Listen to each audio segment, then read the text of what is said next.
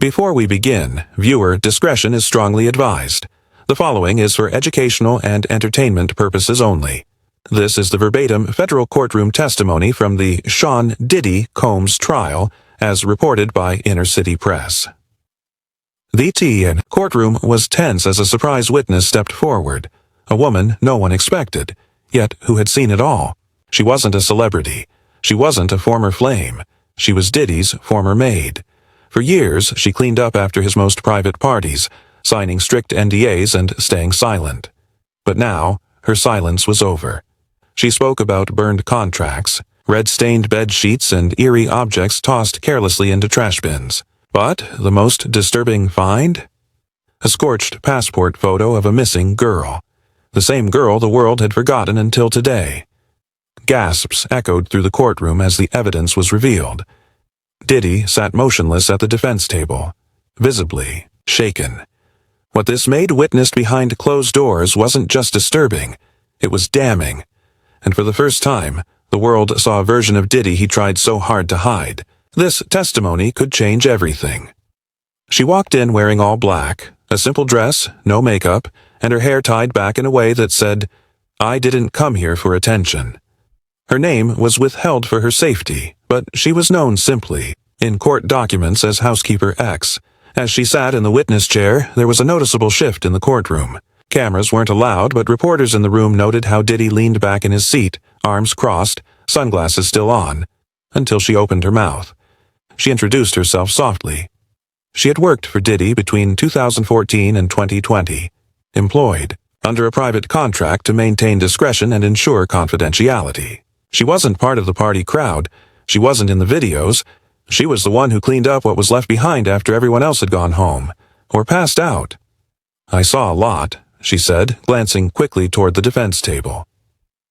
"I didn't understand most of it at the time. I just did my job."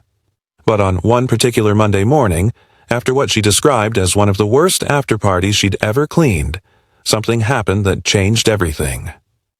She arrived at the Beverly Hills estate at 6:15 a.m. The house was unusually quiet. Too quiet. Usually there's music still playing or a chef prepping breakfast. But that morning, it was just silence. "I started my routine. Trash removal came first," she recalled, dragging one of the large bins from the main hallway into the service garage. As she began sorting through the recyclables, she noticed a smell coming from one of the burn cans, a mix of plastic, smoke, and something sharp. Inside were ashes, but not just from paper. Among them were half-melted photo frames, a scorched manila folder, and, wedged between them, the fragment of a passport photo. "I wasn't supposed to look," she admitted, "but it didn't feel right. Something about it was wrong." That's when the judge leaned forward. The prosecutor raised a copy of the very photo fragment she had reported. It was charred and blurred, but still visible. The half-smiling face of a teenage girl. The jury studied it silently. Diddy closed his eyes and rubbed his temples. This was the beginning of what the prosecution would call the House of Ashes. And the maid, this quiet, overlooked woman, was about to become its most devastating witness. As the courtroom settled, Housekeeper X took a breath, gripped her hands in her lap, and continued. She described how she rarely saw the main events, the celebrity-studded parties that filled Diddy's homes with flashing lights, booming speakers, and endless drinking. But what followed those events was where the real story began. "They called them the after parties," she said. "That's when everyone who was supposed to leave didn't. The lights would go dimmer. The security got tighter. Phones were locked away in velvet-lined pouches. And the guests," she whispered, "they were different. Not always celebrities. Some looked nervous.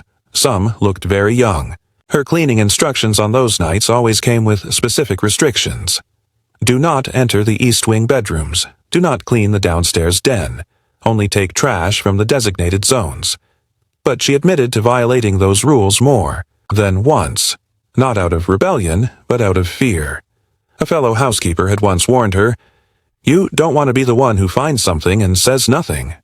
One night, while cleaning the guest bathroom, she found a blood-stained towel, rolled tightly and jammed behind the toilet. She called security. They removed it without a word.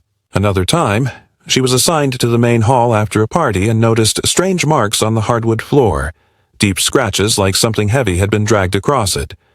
But the worst, the ritual table.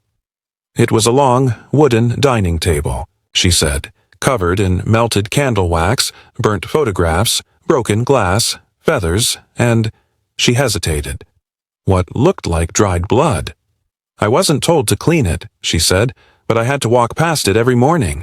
No one ever touched it. It just sat there for days. One time it was gone completely. The next week, it was back. The judge asked her if she had reported any of this to anyone. She shook her head. I had signed so many papers. I didn't want to end up like the others who just disappeared. The courtroom fell silent again. Not even the defense attorneys interrupted, because the air had changed. The words ritual and disappeared were now in the air, and they wouldn't be leaving any time soon. What she found in the trash wasn't a one-time occurrence. It became a pattern, a cycle. Every time there was an After E event, the same items would reappear like clockwork. Charred paper, torn receipts, half-burned Polaroids, and, disturbingly, more photos of people she didn't recognize. One night, she noticed an envelope with a red stamp that read, "Confidential." She picked it up. Inside were 5 torn-up contracts with blacked-out names and pages that mentioned agreements of participation and full compliance. Each was stained, folded, and smelled like alcohol and smoke. At the very bottom was a $100 bill, torn straight, down the center. She testified that she brought these fragments home, scared but unable to ignore what she saw. For weeks, she kept them in a small lockbox under her bed. It wasn't until a month later, while at a grocery store, that the full horror clicked into place. On the community board near the front entrance was a missing persons flyer, a teenage girl named Malia, last seen at a yacht party in 2016. Her face was nearly identical to the passport photo the maid had found in the trash weeks earlier. She froze, dropped her groceries, and walked out of the store. "I couldn't breathe," she told the jury. "It felt like my chest collapsed." When she got home, she retrieved the burnt photo and compared it again. The same eyebrows, the same dimples, the same slight freckle near the left cheek. This was no coincidence. She emailed the photo anonymously to a tip line, but never heard back. After that, she felt watched. Her phone acted strangely. Someone parked across from her house for hours. She moved apartments, changed numbers, and quit. The job not long after. "I never wanted to be part of any of this," she told the courtroom, "but I couldn't carry it anymore. Not after Kim died. Not after Malia went missing. Not after what I saw in the trash." The courtroom was stunned once again. The defense had no objections, because sometimes silence says everything. The prosecution placed a sealed evidence bag on the table. Inside was a single sheet of scorched paper.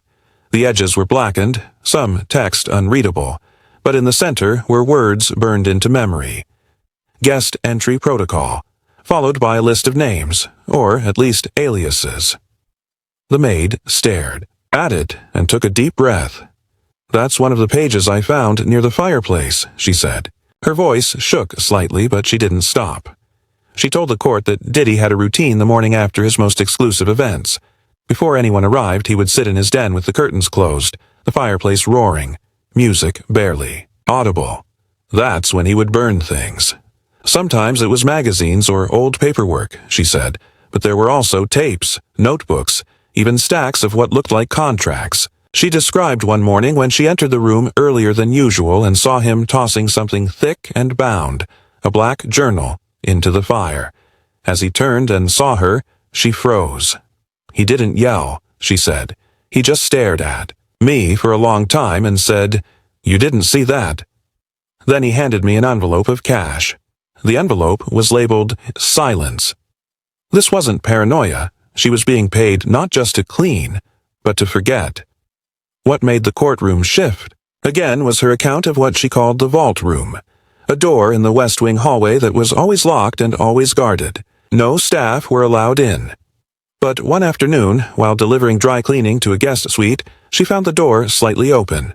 Inside was a soundproof room, floor-to-ceiling shelves. Each shelf held labeled mini DV tapes and memory cards stored in neat rows.